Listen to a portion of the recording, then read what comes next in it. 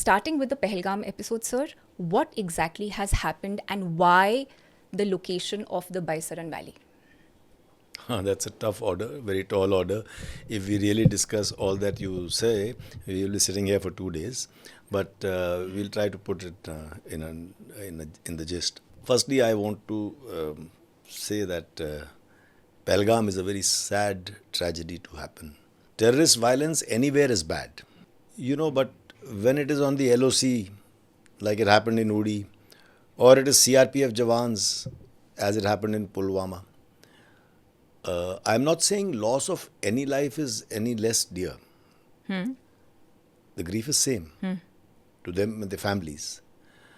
But these are soldiers who have come to risk their lives.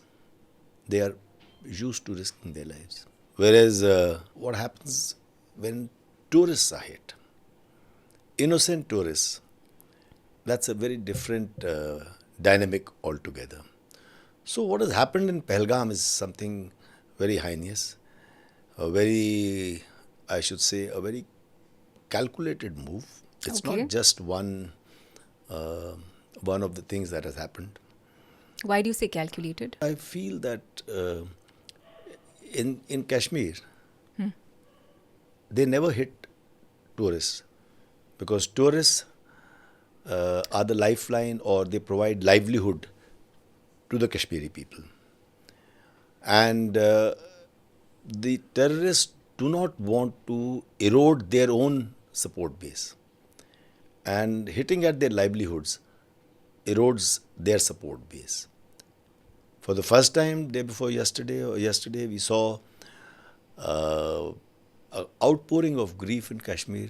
People from all walks of life in the Kashmir Valley have come out in solidarity with the tourists and have condemned this terrorist attack. I've served there for off and on for 4 decades. I have never seen the Kashmir Valley coming out and condemning terrorist acts. Okay. So that's happened for the first time. When I say calculated, obviously the terrorists and their handlers from across the border would have taken that into account. Yet they've done it. So there are profound reasons why I feel they've done it. Okay, such as? Over the last 5 years, after the dilution of Article 370, 5.5 years now, the state has been comparatively calm. There is very less violence on the streets, if at all. I mean, earlier there used to be a lot of stone pelting, there used to be buns, there used to be hartals, shops, markets closed. Hurriyat used to issue a calendar. This is in addition to the terrorist violence. So today, or over the last 5 years, there are very many development initiatives that the government has initiated. Investment is flowing in. There is calm and quiet on the streets. There is no stone pelting. The schools are open. The markets are open. There is a very orderly life going on, and that is why tourists throng to this place. The number of tourists has gone up as much as 2 crores last season. So I think in the last 5 years, increasingly Pakistan is feeling a feeling of diminished relevance in Kashmir. It is slipping out of their grasp.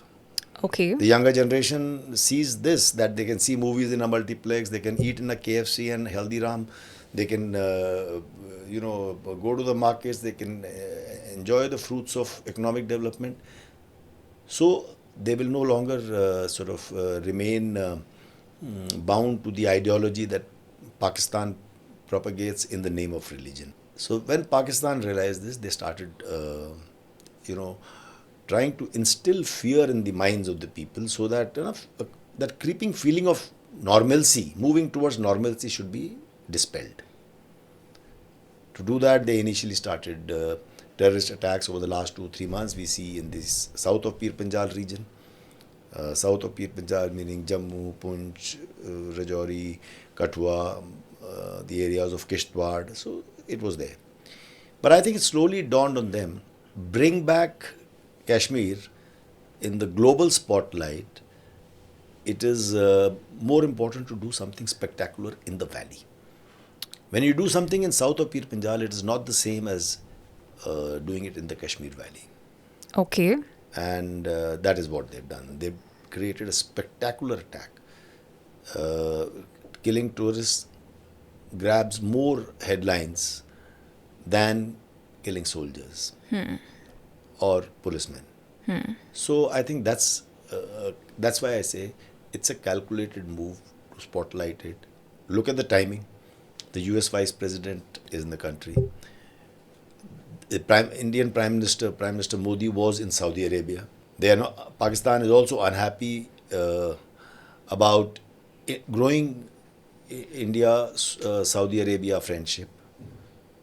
On the other hand, though Saudi Arabia does support Pakistan as an Islamic country, but off late they are sort of restricting their aid.